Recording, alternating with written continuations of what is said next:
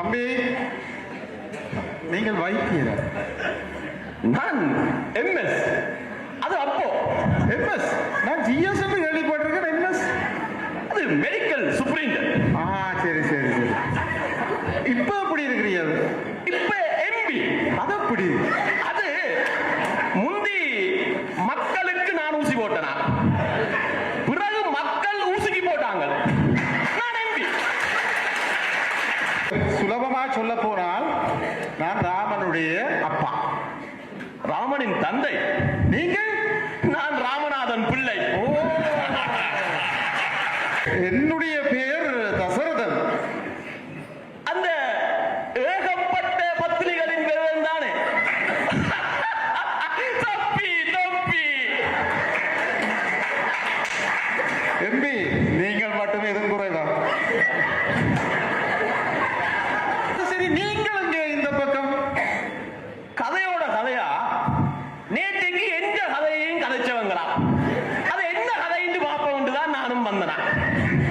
அறிஞர்களும் உங்களை பற்றி கதைக்கிற அளவில் இருக்கிறது பெருமையாக இருக்கு.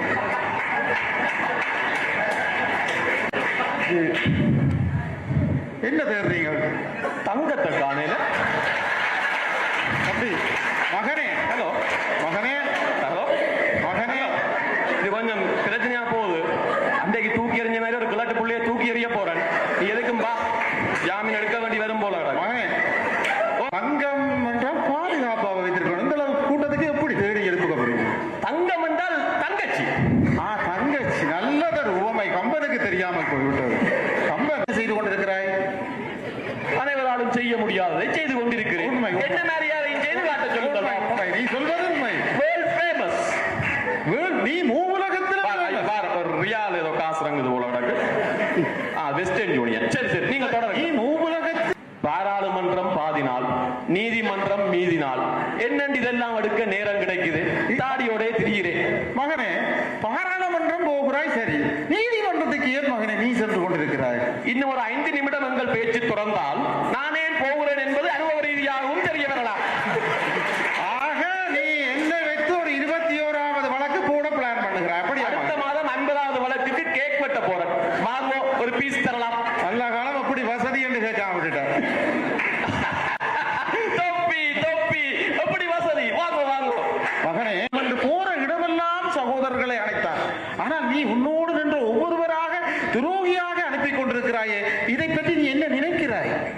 9ஆக நின்றோம், இன்றைக்கு 1ஆக நிற்கிறேன். தகுதியும் இல்லை, திறமையும் இல்லை என்னோடு நிற்பதற்கு அவர்களுக்கு. அப்படி நான் நினைக்கிறேன். நீ செய்வது அத்தனையும் தவறு. உன்னை நம்பியவர்களுக்கு நீ செய்கின்ற ஒவ்வொரு செயலையும் தவறானதாகவே கற்பிக்கப்படுகிறது. அப்படித்தான் உன்னுடைய செயல்கள் அமைகிறது. நீ எதை நினைத்து இந்த சமூகத்தாலே கொண்டு வரப்பட்டாயோ நீ அதை செய்யவில்லை. உனக்கு பாராளுமன்றத்தில் பேச வேண்டிய பல விடயங்கள் இருக்கிறது. ஆனால் அரைவாசி நாட்கள் உங்கள் சொந்த பிரச்சனையோடு முடிந்துவிட. அரைவாசி நாட்கள் பேச விடவில்லை விடவில்லை என்றே பேசிக் கொண்டிருக்கிறேன். இதை விட ஒரு ராஜதந்திரம் இருக்க முடியுமா? இந்த இல்ல இல்ல, நீங்கள் அங்காளாம இருங்க. இல்ல இல்ல, இது நீங்க அங்காளாம இருங்க. எந்த சட்ட திட்டங்களும் இது என்னுடைய